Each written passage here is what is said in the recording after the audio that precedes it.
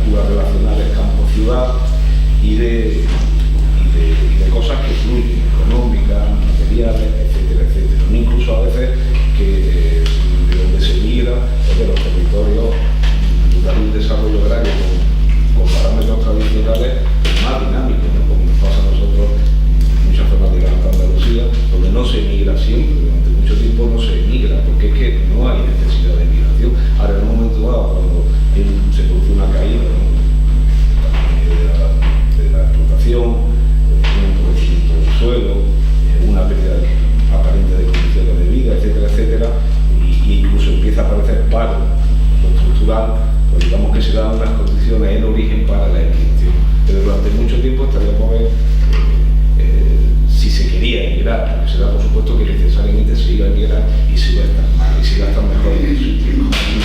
De los salarios, el salario diferencial pues tiene muchos problemas, no sabemos, ¿no? Que sean salarios reales, ¿no?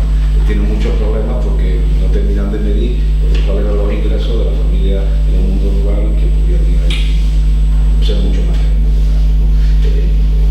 En relación al siglo XX, lo de Camarero está citado vosotros, me parecen aportaciones muy relevantes, me parecen de futuro, como dice Manolo, pero no queríamos llegar ahí.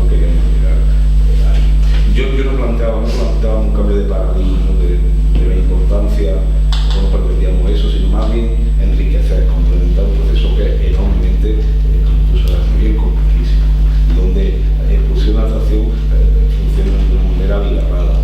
Pero sí que nos parecía que se había avanzado bastante en la capacidad de atracción de los mercados urbanos, el silvestre, vosotros lo habéis puesto de manifiesto. Se ha puesto de manifiesto también una cosa muy relevante, que el empecinado pues no es genéticamente conservador, ni movilista, sino que en determinadas condiciones pues, tiene un tipo de racionalidad reproductiva que no tiene que ser exclusivamente por otra parte económica y laboral, aunque una medida se expresa por ahí, y que reacciona a estímulos del mercado. Y eso me parece muy relevante. Lo que pasa es que de alguna manera, como eso está relevante, creo que sí falta reflexionar todavía, sobre todo en el largo siglo XIX, me parece, sobre factores desencadenantes que pueden variar mucho. Y aquí de alguna manera las perspectivas Aragón, Andalucía son distintas. Es un territorio de población desde un momento muy temprano, porque la historia demográfica y migratoria de Andalucía, yo no sé si radicalmente, pero es muy distinta. Yo creo que en el siglo XIX todavía atender a los factores desencadenantes es muy importante. Y en relación a la integración de los mercados urbanos, es un tema que me interesa, porque a mí me interesa lo rural y urbano, cosas y mucho. Conozco vuestros trabajos, lo hacemos, y creo que hay muchas. Es decir, además no es lo mismo plantear las posibilidades de movilidad social en un contexto de tirón, de satélite, de la segunda mitad del siglo XX, donde puede haberla, pues es lo mismo lo contrario, y como en un momento dado, no, en los años 40 no, pero luego en los años 50 sí, en un momento dado sí que puede la escalera de la movilidad social. Aunque luego en términos relativos la movilidad no es tanto, porque está bajo el mundo urbano, probable que siga abajo del mundo urbano, pero sí, en un trabajo mejor, en unas condiciones materiales mejores, pero antes de los 40 y en el primer tercio del siglo XIX y a final del siglo XIX, pues yo tengo serias, pero muy serias dudas sobre que la migración a la ciudad ofreciera posibilidades de movilidad social. Y creo que se ha desatendido a los factores de expulsión o a los contextos de la expulsión, porque no solo emigraban, insisto, y esto es muy relevante, por ejemplo en Andalucía Oriental, muchas partes de Andalucía, es que no solo emigraban la gente que tenía los recursos, es que eso era el 60 o 70%, es que un tercio de los que emigran son labradores acumulados o es la burguesía, es que son los que hacían los de casa. Y con lo que tenemos ahora de mercado, pues no están explicando un tercio de esa migración. Y se nos están escapando muchas cosas. Y eso promociona esos planes lógicas de revolución social ampliada. ¿Qué busca? Matrimonio monogámico, ya se le ha quedado cerrado el espacio comunitario. ¿Qué busca? Recomponer en términos de Bourdieu la estructura de su patrimonio, diversificar la industria del azúcar, otro tipo de inversión. Entonces, por eso yo, Vicente, he querido distinguir, por supuesto, la sociedad y son muy relevantes, pero me parecía que son todos. Y contestándole a Manolo, bueno, en Andalucía esto es muy importante, va a ser muy importante y creo que tenemos el empeño colectivo de trabajar en ese sentido, ¿no? Y más después de los resultados de las elecciones y más después de la inclusión de Podemos, ¿no? Es que lo que va a ofrecer Vox y Ciudadanos, expresiones de un neoliberalismo integrista y de una mirada seguramente urbanocentristas, ¿no? Pues va a ser muy peligroso, ¿no? Y va a ser uno de los valores de Andalucía, pero que ha conseguido con todos los problemas de distribución de la población, que tiene problemas comunes, de concentración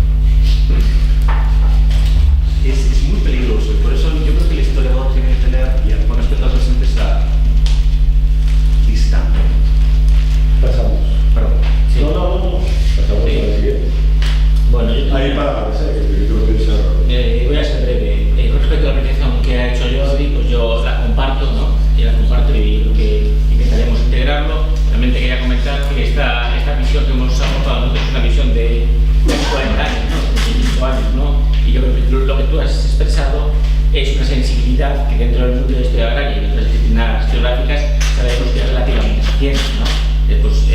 Vamos a ponerlo más o menos que no digo que la historia agraria española desde el año 75 estuviera o antes desconectada de las corrientes internacionales, pero esa conexión se intensificaba mucho más y yo creo que los 10-15 últimos años ha sido exponencial, ¿no? Te pondré un ejemplo. Para hacer ese trabajo hicimos así una especie de prueba de algodón y analizamos entre 1995 y 1998 la sección de reseñas de historia agraria y no encontramos ni una sola reseña que se refiriera a un libro que no fuera de producción estatal.